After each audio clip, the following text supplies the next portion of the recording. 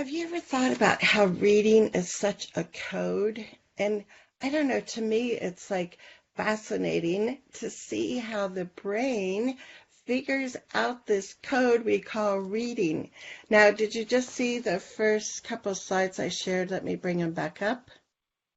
And see if you can figure out what this is saying.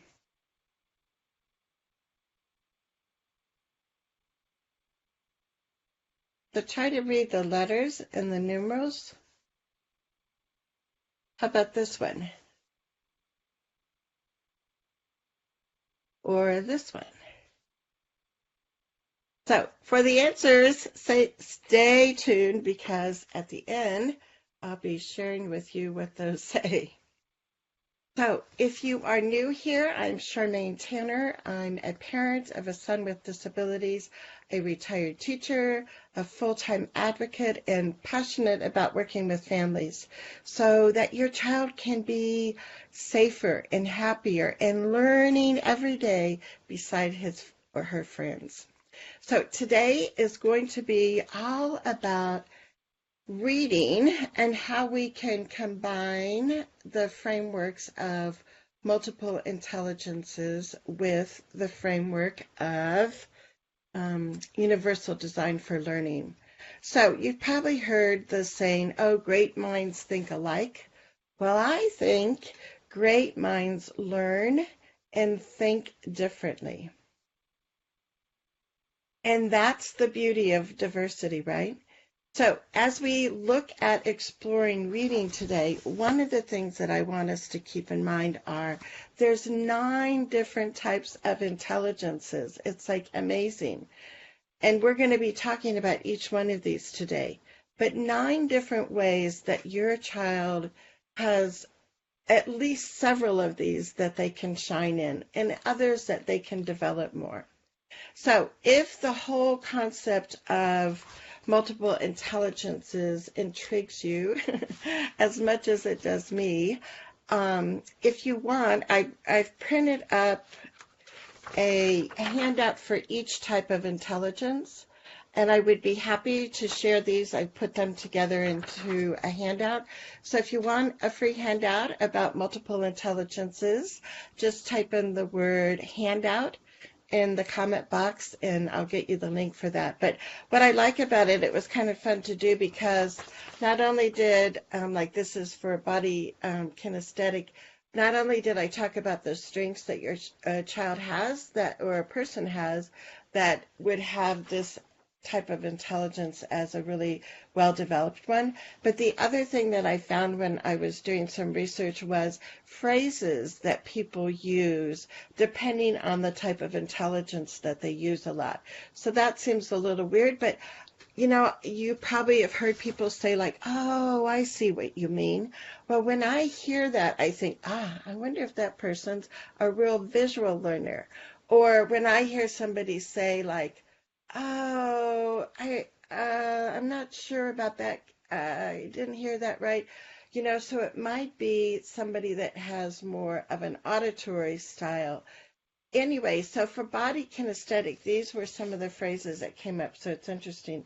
It says, that feels right to me. Stay in touch.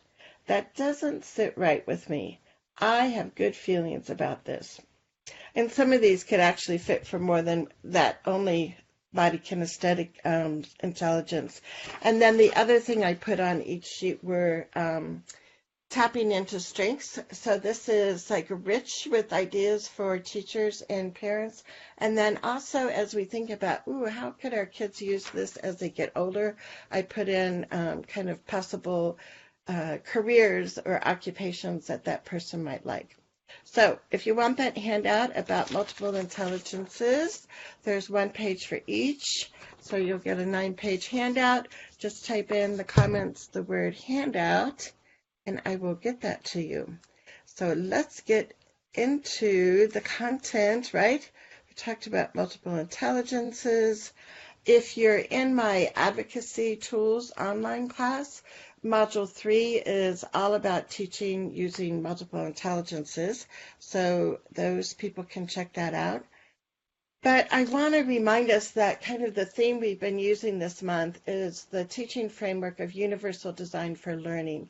And this is a general ed framework. And so it's not like, oh, this is another idea from special ed.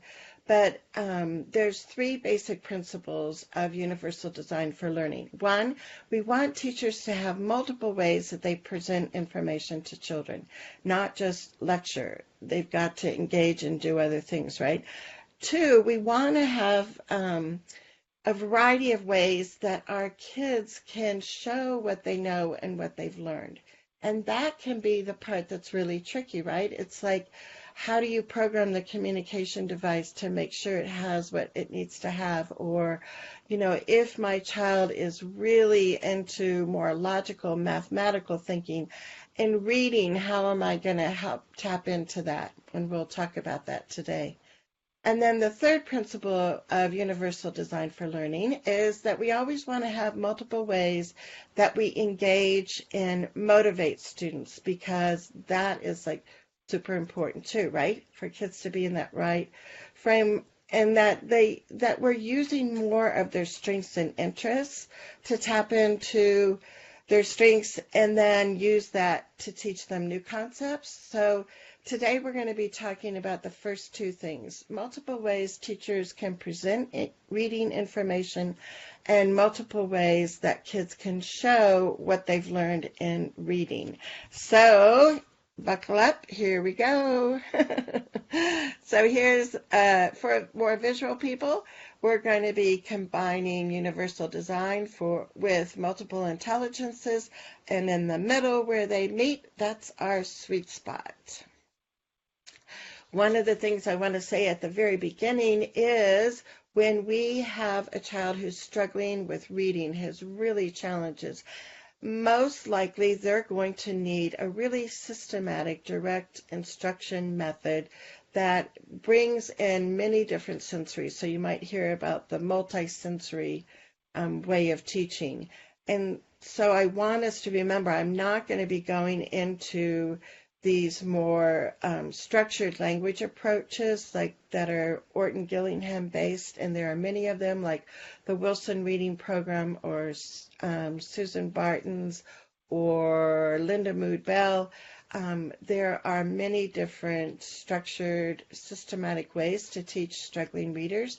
So that is a foundation that if your child is struggling, I would encourage you to look into a program like that and see if that's a strategy that they're using at your child's school. But today we're going to be looking at the multiple intelligences, and we're going to look at each one, and like I said, there's 9 different ones. So the first one that we're going to look at is the verbal linguistic intelligence. And so this is somebody who loves reading. Words and speaking are something that they're really skilled at. So if we have this type of student who really, excels in the verbal linguistic areas, it's going to be a little bit easier to teach reading skills because this really fits with them. But still, we can look at how are we going to change up how we present information? How do we teach them new skills? So one, verbal presentations. The old lecture format actually works well with kids that are more verbal and linguistic. But you also want to get into some other higher level discussions.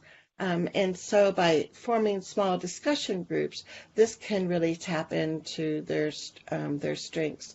More verbal games, and there's a variety of, there's like the Mad Libs where you have to put in a noun or an adjective and it makes this funny kind of sentence. So things like that. The other thing I think about when I think of word games are the Amelia Bedelia books, like when they, and the owner of the house says, Amelia, change out the towels. And so she cuts the towels to change them. And, Amelia, dress the chicken before, you put it in the oven. And she puts these little clothing items on the chicken. So somebody who has that verbal linguistics intelligence, they would find those stories funny and they would get the innuendos that are happening there.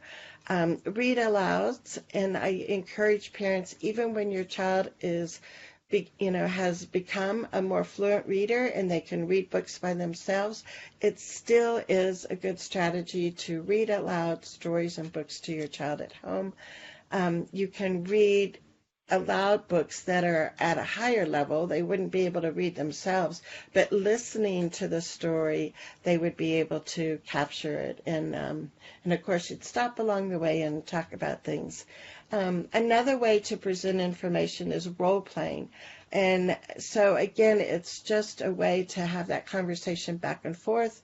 And this goes along with showing showing what they've learned. One of the ways is to ask the student to help teach others. So it might be going down to a younger grade level, like kindergarten or first grade, and reading a story out loud, or talking, helping the first graders with their sight words or something like that. Because we all know that when we teach somebody something else, that helps us get mastery on the skill that we're teaching. But they can do things like, written reports. They're going to like those. Debates. I loved debates in high school. And writing poetry, journal writing. Those are going to be great ways and great choices for teachers to have in the classroom that tap into that verbal linguistic intelligence.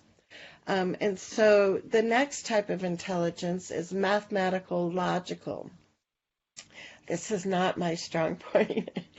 But, in the Sudoku picture reminds me, my husband does the Sudoku in the newspaper each morning. And I haven't done them in a while, but it's just so interesting to me. I can really feel my brain turning the wheels and trying to figure out the right numeral to put in the right box. And it's really stimulating, because it's just I really, feel like I'm really using my brain power when I have to do that. But some of the ways that we can approach reading with a student that has that strong developed logical or mathematical type of thinking are to use story grids, because that logical mathematical thinker likes to have things be sequential. They like things to happen in a certain order, a routine sometimes. And so when we have structured formats like story maps or story grids, and it's this happened first, then this, and then last, that can really help a student kind of, map out that story, because maybe they can't visualize it as much as somebody else, but that story grid or that story map is going to help them. Giving them mental challenges. Maybe reading the Amelia Bedelia book and then say, okay, now what would be some additional ones that we could ask Amelia, tasks that we could ask Amelia Bedelia to do, and see how she would interpret it. So challenging them with their thinking. That systematic instruction that really helps students with this type of intelligence. And like I said, for most challenging readers, you do want the teachers using something more systematic. When they're reading nonfiction things, the mathematical mind likes to know what the key concepts are. And this is what we're going to be working on. And so when they're reading the material, it was aha, oh yeah, I remember this was one of the key concepts that we're going to tune into. And then the demonstration of different word patterns. I was sharing a story yesterday. My granddaughter ran to the car saying, I have reading homework. And she was so excited. And of course, she's a kindergartner. So it was very exciting when we sat down together and she was doing some word patterns like lip and slip and tip and, so that kind of structured kind of thing that changes but there's a pattern to it. Logical thinkers really, engage in that kind of teaching. So how are they going to show you what they've learned in reading? One of the ways is to, kind of do a story walk where you walk through the book, and if it's illustrated, look at some of those, and then have your child predict what's going to happen in the story just by looking at the cover and kind of thumbing through the book, looking at some of the illustrations or reading some captions, and have them predict before you read the story what's going to happen. And another fun thing for mathematical learners is when you're doing reading and writing activities is for them to invent their own code and that they have to read something in their code. They have to write it. They can give it to a friend to try to figure out what the code is and what the answer says. So that, in doing this is not like, oh, this is your reading lesson for the day. You're going to do that systematic teaching and that really critical lesson. But throughout the day, throughout the week, you want to infuse some other activities in here that are, fun and engaging for kids. The other thing that logical thinkers will really look at and can help show you what they've learned is that they can analyze the similarities and the differences in the stories that, the novels that they're reading. So using, Venn diagrams or something like that, where they have one story on one side, a different story on the second side, and then where the overlap of the circles are, they talk about either similarities, or down below they can talk about differences. So those are some things that are going to capture the more logical, mathematical thinker in your family or in the classroom. So the third type of intelligence is musical. And I forgot to say, if you guys are here, say hi. Let me check my phone. Because I want to make sure I say hi to you. And if you've got questions, make sure that you're posting them. I'm not sure if I'm seeing myself live. So this would be a bummer if I'm not really live. There I am. Oh, good. And there are comments. I'm sorry. So let me see who's here with us today. Hey, so Erica wants a handout, and Erica says, how would you know which one your child has? And Nancy is here also. Hey, Nancy. So Erica, that's a great question, and because you're in our Advocacy Tools online course, I can give you the link where I have a couple modules about how do you figure out which is your child's best way of learning. So I'll get that link to you, Erica. Musical intelligence. So how can we incorporate music when we're teaching reading? And so from a teaching or a parenting standpoint, there are a lot of different songs and raps and chants that you can incorporate that teach grammar rules and, spelling and things like that. So as many of those that the teacher can use and tie in that musical intelligence, it helps. Sometimes teachers will use different kinds of music during writing activities, and so it might be classical music, or maybe when they're doing a more fast action reading game, they play music in the background, and that music has a different tempo and beat to it. So just having different kinds of music in the background sometimes can really help kids that have that musical intelligence. There's different vowel songs that you can learn to sing, and different poems that go with, the vowel songs or the vowel sounds. So that can be another way that will help hook and help your child remember some of those reading things. The last idea is something that maybe only our older viewers will relate to, but I remember seeing old videos from years, decades ago, when Victor Borg was this comedian, and he did this whole routine about, he would read, he would say something, and then for the ending punctuation, he would have different sounds, plop, plop, for different types of punctuation, and it was just like a funny comedy routine. But if you think about that rhythm and that pattern and everything, that is, enticing to the students that have that musical kind of thinking. So they can make up some fun kinds of sounds that go for a question mark or a period or an exclamation mark or quotations. And when you're teaching a writing activity or they're reading something that somebody has said, they can interject that sound for that type of punctuation. So again, you're going to do systematic teaching, but these are some fun ideas that you can supplement that's, structured reading program with. So if kids are more musically inclined, how are they going to show you what they've learned? Well, one of the ways that you could do it is find out some favorite songs and, download the lyrics to those songs and have that as a reading activity for your child versus a story they might have like zero interest in. If they've read a story in their reading book or a novel or even something that's nonfiction, they could write a song for that story and, include different highlights of the events that happened and, how the problem was resolved at the end of the story, but they do it through song. I mean, think of, that's what songs are, right? Those are stories that are sung. And so that would be a fun thing. Or have them write a rap for the different vowel sounds.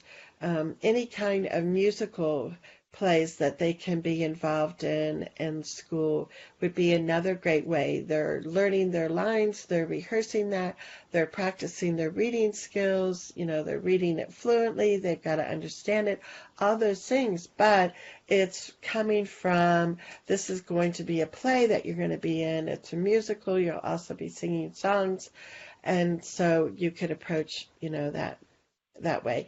The other thing to do is have kids clap when they hear different syllables, and that would tie into that musical intelligence.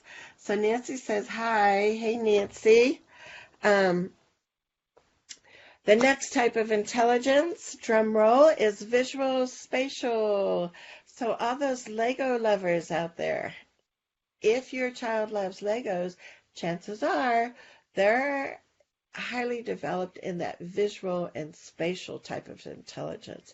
If they can find their way around the neighborhood, they never get lost.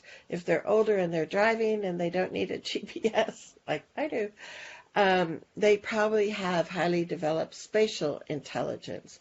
Visual learners are artists, things like that. So Erica, I think for sure Jeremiah would shine with this visual spatial intelligence. So when we're teaching reading to these type of learners, what are some ways that we can, have them learn some new skills or master, practice skills that they're learning? So one is teaching them mind mapping. And I meant to bring up a graphic of this, but, what it is sometimes teachers will call it like a word web. And so you'll have a circle in the middle and that will be like your topic, like dogs, and you have spirals kind of spokes coming out of that inner circle, and you talk about the characteristics of different dogs, or the breeds of dogs, or the type of dog food that you have to give them, or what kind of dog training you need. And so you make this visual graphic organizer of what you want to write in your story first, if you're more of a visual thinker, and then you use that as your outline when you're actually writing your story. And so that goes into also the graphic organizers. Two apps that I really like for this is Kidspiration, which is for younger children, and then Inspiration for older students, are great programs to use. They're apps that you can have, and it has these graphic organizers and kids can pick icons and pictures and put it in there. Then there's like a structured template for writing the story. So graphic organizers and apps that have those are good things to use. Any kind of visual strategies. I was talking a little bit earlier on my personal page about comprehension strategies. And this is a book, and I'll post the title of it, but let's see, can you see it? So this says, I read it, but I don't get it. Comprehension Strategies for Adolescent Readers. And like I said, I'll post that title, but it's really important a lot of times for visual learners, and maybe I should stop sharing this PowerPoint for a minute here. But for visual learners, one of the things that is a really great comprehension strategy to use for them is, as they're reading the story, have them pause at different places and tell you what picture are they getting in their mind when they're reading that story. And so let me show you now that we're on a bigger screen here. So this is the book. It's called I Read It, But I Don't Get It. Comprehension Strategies for Adolescent Readers. And I'll type in the comment box the name of that book. But so visual learners, or another strategy for them is to have them illustrate stories. So maybe they have a partner that writes the story, and as the visual learner partner, they will be illustrating the story, and they've got to be able to comprehend the story, right, in order to draw the illustrations for it. Any kind of visual aids are going to be helpful. So charts with, common reading strategies to use, having those in the classroom. And I made this one little thing. I'm going to have to try and find it. I forgot. But I had this, it was kind of like a bookmark, but it also gave kids reading strategies. And then I had like a strip of plastic colored overlay, and the kids could choose different colors that they wanted, and they used it as a bookmark. The colored overlay helped with some kids, and then also they could just look at the strategies there. So visual kind of aids like that are really helpful. Word walls are fun to use with more visual learners, and you can have it by alphabetical and the words that they're learning, or it could be a word wall of categories of words, like these are all animal words, these are all mathematical vocabulary, but having things up where kids can use them as a reference point, or having something that they have close at hand that they can use as a visual aid is like really helpful. So if they're a visual learner, how are they going to show you what they learned? And again, this is what I had just talked about: illustrating stories, visualizing the words, drawing images by notes. So, we have different note-taking strategies that students learn. And one of the things is that, they can do written notes, but they can also, next to it, draw like some image that reminds them of something. So, they're getting the words in there, but they're also tapping into the visual images that are going to help them remember that. Games like Pictionary are a great way to reinforce vocabulary and reading, and they can show you that they can read the phrase and then they can actually draw the picture that goes with it. And again, drawing pictures when they're listening to stories being read is a great way for them to show you that they comprehend, that they understand the story. So if you are here with us live, post any questions you have, or if you're watching the replay, it would be fun if you can think about, ooh, that sounds like my child, and let us know which type of intelligence your child maybe excels in. And the ones that we've talked about so far are the verbal linguistic, the logical mathematical, and we did musical, and then we just did visual spatial. So we've covered those 4 types of intelligences. And if you missed it at the beginning, I have a 9-page handout about the multiple intelligences. So if you want to get the handout, this is just one of the pages about bodily kinesthetic intelligence. But I talk about the strengths, how you can tap into it, potential occupations that your child may have in the future, or also the interesting one was phrases that different people use depending on the type of intelligence that they kind of have more developed or have excelled at. So type the word handout and I'll get you the multiple intelligence handout to you, and that will be fun to have. And it would also be great, you could copy it and share with your child's teachers, because the more we help work together, right, with the teachers, it's going to be better for your child. So here's our fifth type of intelligence, bodily kinesthetic intelligence. Again, not one that I excel at. But if you have a kid that's a mover and a groover and needs to be up and walking and just always doing something in order for them to focus, they're not trying to annoy you. They're trying to show you this is what I need to do.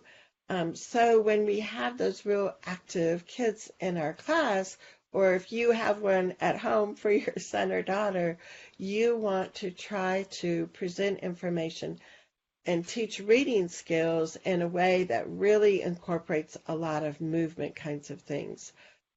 So you can use letter blocks, or I used to write with permanent marker letters on Unifix cubes, or things that you could hook together, or you can do it with Legos, and kids are actually kind of manipulating and putting things there.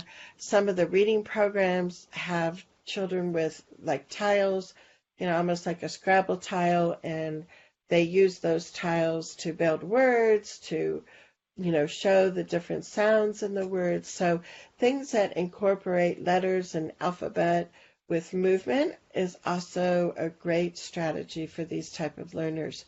And again, some of the reading programs will have certain, ways for kids to learn the sound E, and they'll have pictures that go with it, or they'll have kids what's the face we make when we say E? And they go, E, and they love it. So things like that get kids actively involved is a way to present the information for these type of learners, and also the way for them to show you what they've learned. So when you're studying new vocabulary, and speaking of vocabulary, so I should show you this. There's a cool vocabulary book. It is called Vocabulary Strategies Every Teacher Needs to Know. And again, I don't expect parents, to become teachers, but the more parents know about resources like this and can suggest things to the teacher, or, we tried this at home and it really worked well. So, I don't expect you to become a teacher. But if you're interested in things like this, these kinds of books can be really helpful. The other thing that you can look for is, somebody that has, I have a teaching background plus an advocacy background. So when I work with families, I can bring in more information about strategies for instruction and accommodations and things like that. But the basic information that we're sharing today is really helpful for parents, and especially if you can, also share that with teachers. And speaking of sharing, if you're getting benefit from this video today, you can just click on that little share button and share the video on your timeline, because the more we spread this information, the more that parents know about it, the more our kids are going to be successful in school, right? So share our video if this has been helpful. We're going to keep going because we got some more types of intelligence to cover. So one is that bodily kinesthetic kid is going to love to act out vocabulary words. And so again, instead of writing a definition down or something and you're not sure if the child really knows what that word means, have them act it out. So kind of like charades, right? And that's a way that they can show you that they've understood the vocabulary. And it taps into that strength of theirs wanting to move while they're learning. Letting kids walk while they read is a simple thing that you can do. Using more skits like readers theater, which are performances that kids can do. And that is like a wonderful way to engage parents, right? Because parents will like to come to school and watch their kids perform. Another thing, if your child is one of those real kinesthetic kind of learners, is, you assign and you can pass out cards or whatever with single words that go with a compound word, and the kids have to walk through the classroom and find a peer that has a word that would go with his. So, for an example, in case this is like sounding strange. So, pretend like my word is dog and somebody else in my class has a word house. So we would all be walking around together, and I would have to find that peer that has the word dog or house, combine it with my dog, and we'd be like, yay, we're a team here, we got dog house. So that's just like this simple way, but we give kids permission to walk and move, and that engages their thinking process in ways that really helps them stay engaged and motivated at school.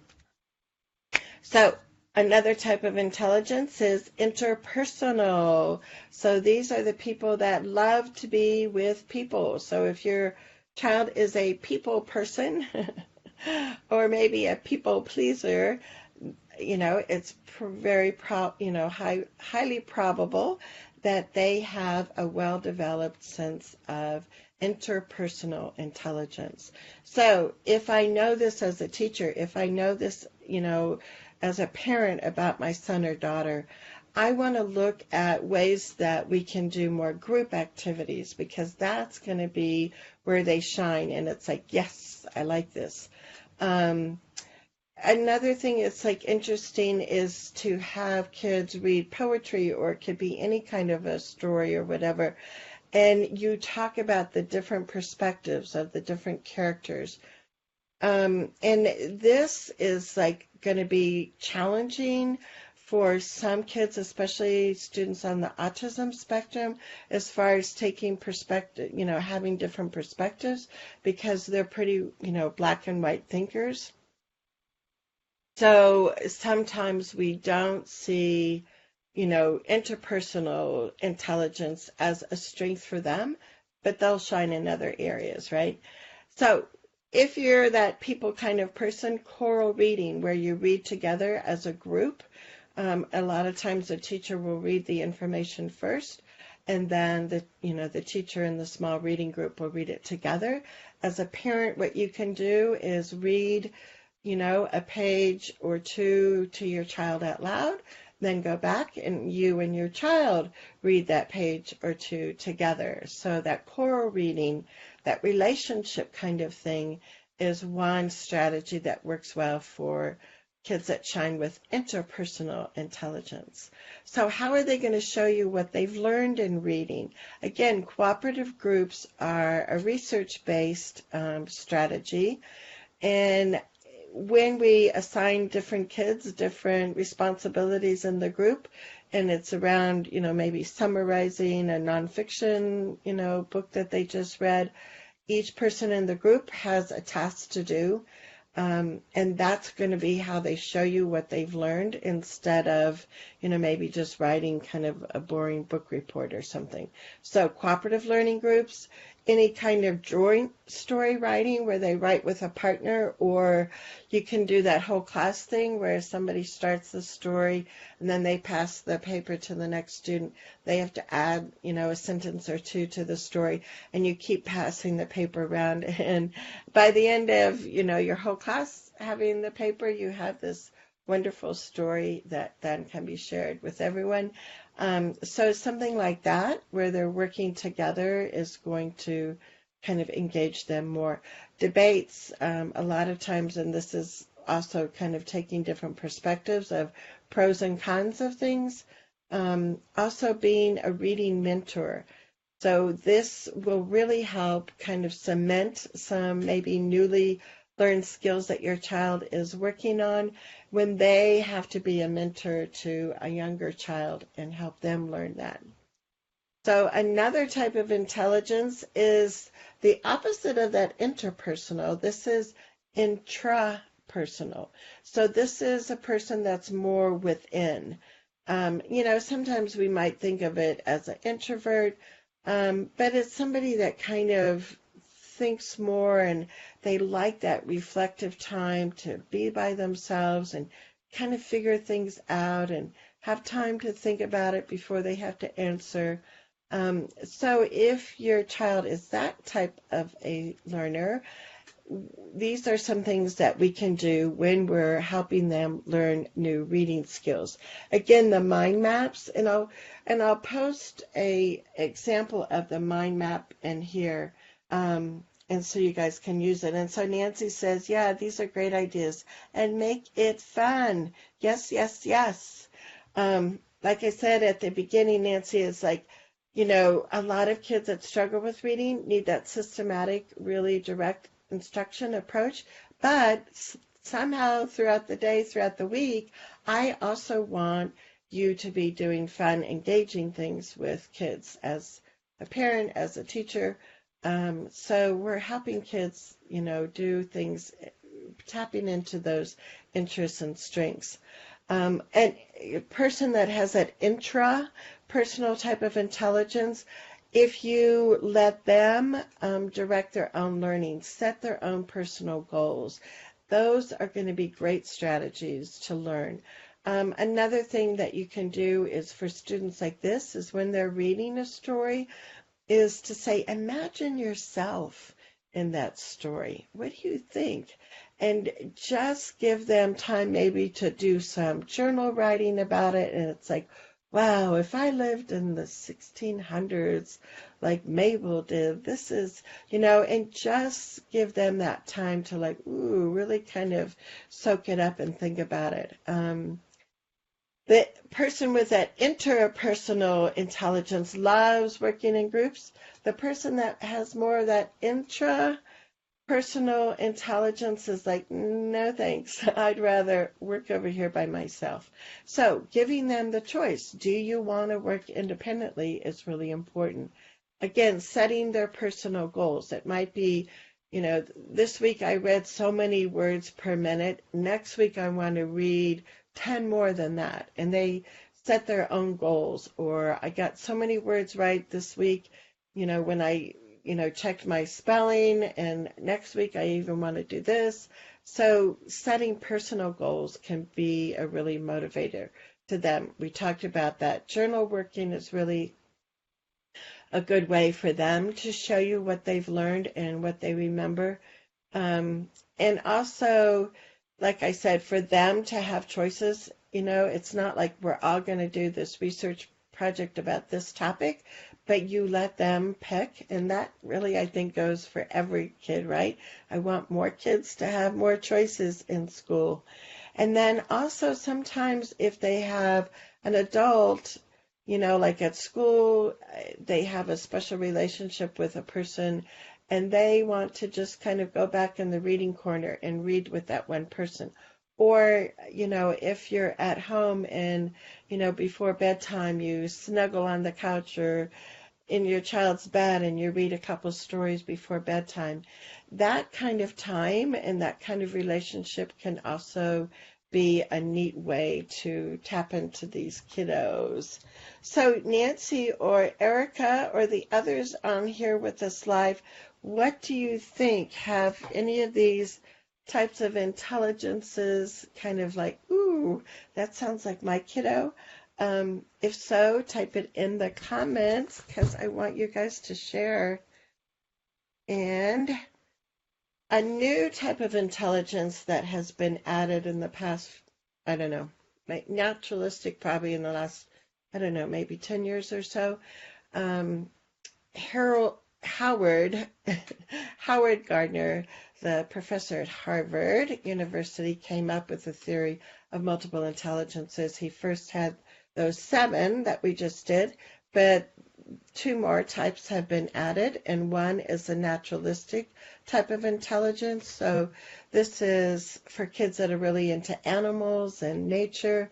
So you want to use those types of stories when you're teaching reading skills, because, chances are this type of learner is going to be like more motivated. It's like, oh, this is an interesting story. I do want to read about this. Incorporating science in reading and writing and doing more integrated kinds of units in school. So, when you're talking about habitats and animals and where they live, that you pull in, like you can easily do a science lesson and read a book and then write a story about it. And so there's many different things that you can tie together when you focus on kind of a central theme. Also, if you have the ability and the funding to go on field trips that relate to different stories kids have been reading, is an exciting way for them to get out and about. And if there's not money to have a school bus, walk around the school playground, walk around the neighborhood, and identify different things that you see in nature, different animals. Come back to the classroom, they might be interested in doing more research about that, or it's like, ooh, let's go to the library and find some other books about this. So getting outdoors, bringing the outdoors in is going to tap into this. And Erica, I think about Jeremiah when he had the roly-poly bugs, and, we found that magnifying glass app on my iPhone, and we were looking at the roly-poly bug. That is so I think, again, for Erica, for your son Jeremiah, that the naturalistic type of intelligence might be something that really could be tapped into. So how do kids show what they've learned? They can do things like dioramas, and they show nature and maybe the setting of the story, and they can really get into that part. Summarizing the story, using nature journals for writing. They can bring back objects like pine cones or seashells, depending on where you live, and, write things about the nature objects that they have in a collection. So tapping into what they're interested in is going to make school so much more fun, and it can make homework much more fun too. Now, the most recent type of intelligence that was added was existential, or sometimes called spiritual intelligence. And sometimes I think for me, I think I have this type of intelligence, but it's still kind of challenging for me to figure out, how do we tie this into teaching reading? And so here are some of the ideas I came up with, and I would love if you guys have ideas of your own that have worked with your child for reading, to type them in the comments and we can share those with everybody. So for this type of learner, they are really big kind of thinkers, and think about those why questions. And even when they're little, they're asking those questions like, why is the sky blue? Or how do we know there's really a God? Or, different type of deep thinking questions.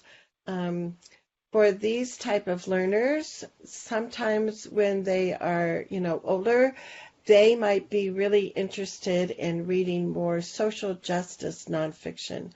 About Harriet Tubman and the railroad and slavery and stories like that would probably really be interesting for them. Or, stories about nonfiction stories about the Holocaust and, just different deep topics like that. Those are going to be stories and books that might really capture their attention. For these type of learners, when you start with a bigger picture and then go down into details, it usually helps them because they are that big kind of thinker. Give choices of activities. To me, this goes with every single student we have in our classrooms. We need to give kids more choices about how they do things and how they learn things. If you're a teacher, you're probably familiar with the KWL activity. And what that stands for is what I think I already know about the topic, what I want to learn about the topic, and the L stands for I learned this about this topic. So before teachers start a unit, like maybe you're doing a unit on electricity in science, well, we know there's going to be still a lot of reading with science, right? But you do a column, and it can be on a flip chart that you keep up in the classroom. Kids can do individual ones on their, on their own paper, but writing down what students think they already know about electricity, and that gives you an idea of the foundation where they're at and the prior knowledge that they have about this and what kind of background information you need to make sure they have. And then the middle column is, what do I want to learn about electricity? And you do this before you start teaching that unit or before you start reading that book about electricity. What do I want to know about it? It's like, how does this plug really go into the wall, and how does that connect, and are there wires behind that wall, or how does this work? So you want to kind of pique kids' curiosity by having them generate a list of things like, ooh, I wondered how this always worked, And then you save that paper, and then after you've read the book about electricity, you go back for the third column where it says learned, and the student writes down all the things that they learned about electricity. So again, you'd pick a topic that they're interested in. For spiritual learners, probably electricity wasn't the best example I could give. Maybe it's more like, it could be on topics like gun violence at school, right? Yeah, that's a pretty heavy-duty topic. It could be about different religions, and you would want to know what they already know about different religions, what they want to learn, and then after reading several articles or several different books, have them show you what they learned about those religions. And asking them the big questions, because that is, like I said, you want to start with that big picture.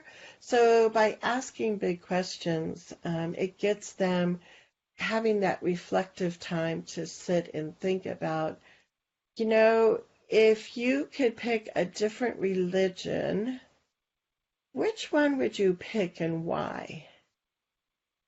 And that's like, ooh, so then they'd be excited about exploring that topic, and they'd have to apply their reading skills when they're reading it and, and writing about it. So we want to incorporate that as much as we can. Again, taking somebody else's perspective is something that they would probably be interested in.